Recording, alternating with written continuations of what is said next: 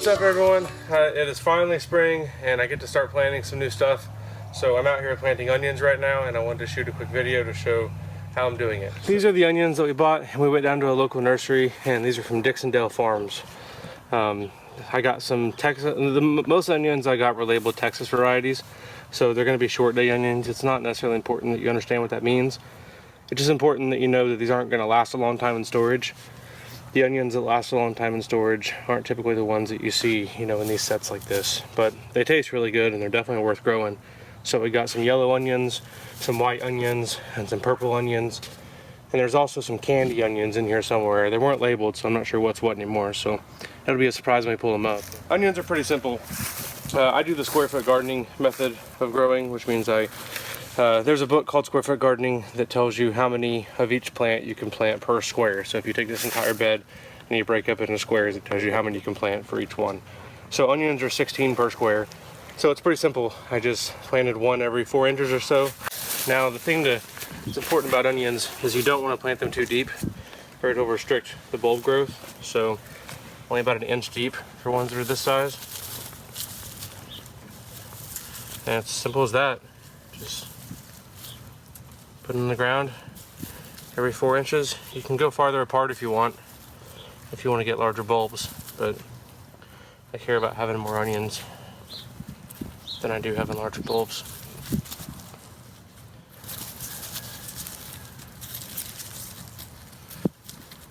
The ants are out too, so they're all through here, so I'm fighting those as I do this. The weather's so nice, everyone is out to play, it looks like.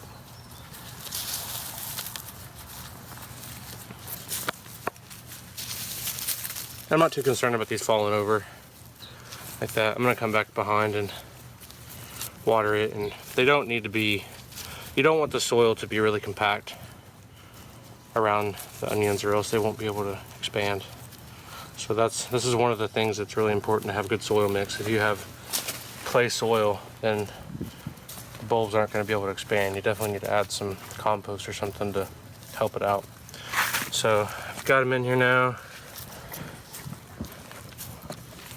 and now I'm just going to water them in. Put the can of rainwater here. And if you can get water that's a little bit warmer than stuff from the tap, it'll help. Especially with early root development, it doesn't shock the plant so much. So this water came out of my rainwater collection. It's still cold, but better than the tap water. And the strategy I have for onions, so onions repel pests because the scent of the onion overwhelms the pests and they're not able to smell the plant they're going for.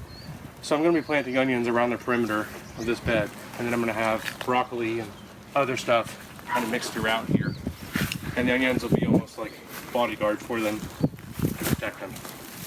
Here, Mary, help me. You want to hold on to some of these for me? Here, you hold on to a couple of these for me.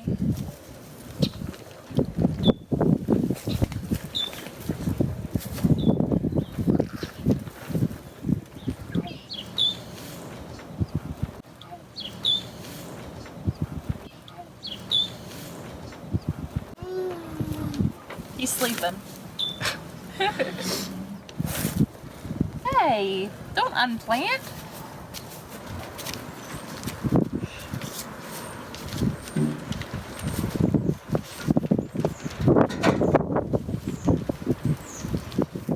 So this is a rosemary bush that I bought from the nursery today, and the reason why I'm planting this here is because I'm going to have broccoli and cabbage back here.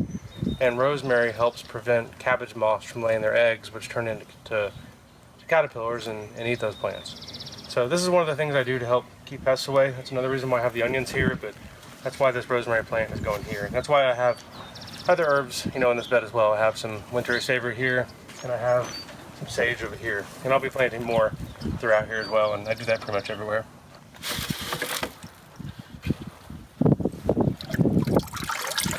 Okay, so I have the rosemary plant here, and what I did is I took it out of the container and I'm soaking it in a bucket of water to make sure the roots are fully saturated. And I'm gonna dig a hole the size of this pot.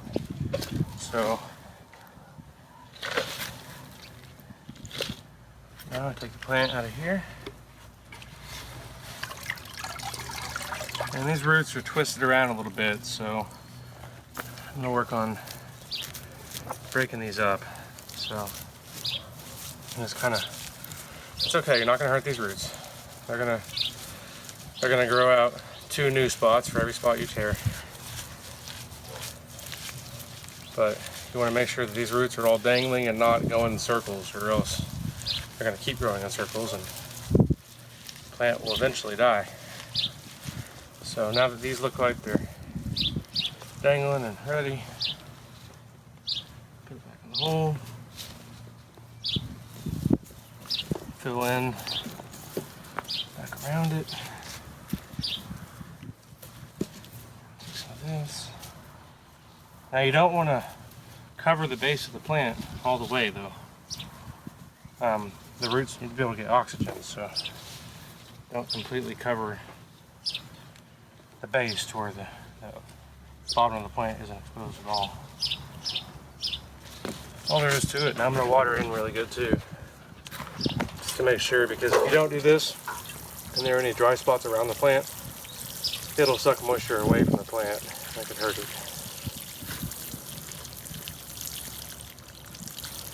That's all there is to it.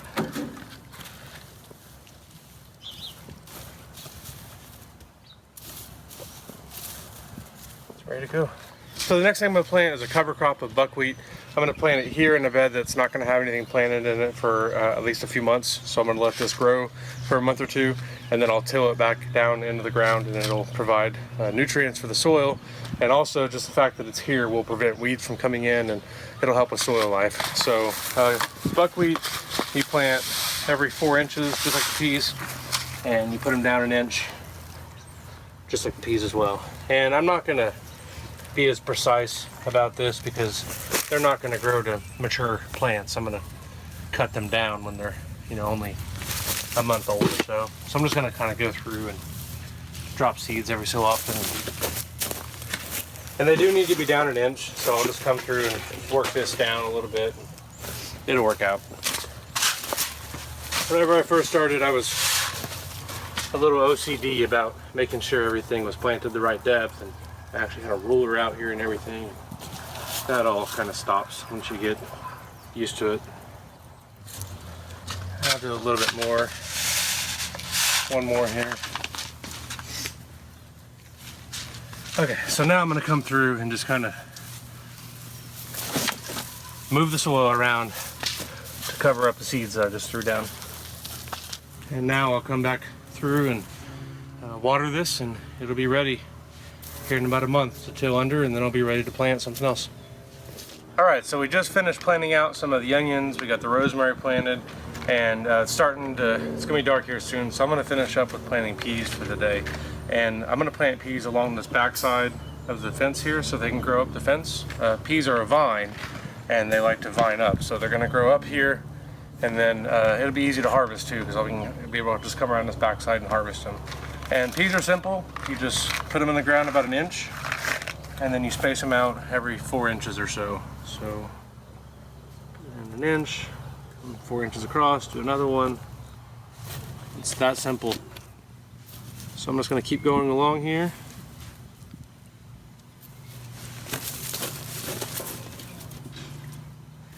Last year I made the mistake of planting peas in a checkered pattern, and I didn't think about how I was going to trellis them. It was my first year growing peas, so this year I made sure that I planted them in the right place. And then what I'll do is I'll come behind when the peas are done, and I'll replace them with beans or cucumbers that also vine as well, and then they'll take the place of the peas. So I'll keep going along the fence here, and that's all there is to it with peas. And just like with any seed, you've got to keep it wet until it sprouts. And then once it sprouts, you can just go back to watering normally, once a week or twice a week in the summer. And I'll come by for some diatomaceous earth and sprinkle it on top to kill these ants. Some people argue I should leave them alone, but my daughters spend a lot of time out here, and then they get bit on the feed and all that, and I don't like it. So that's how I handle ants. So that's all there is to it, to peas. You really don't have to do much to train them. They'll grow up on this on their own. So we'll be coming back through and planting carrots, beets, cabbage, and broccoli through here as well. And I'll shoot videos when we do that. Smell it. Smell it. Does it smell good? Good. Doesn't it smell good? You want to try some? Here. Eat that. You can eat it.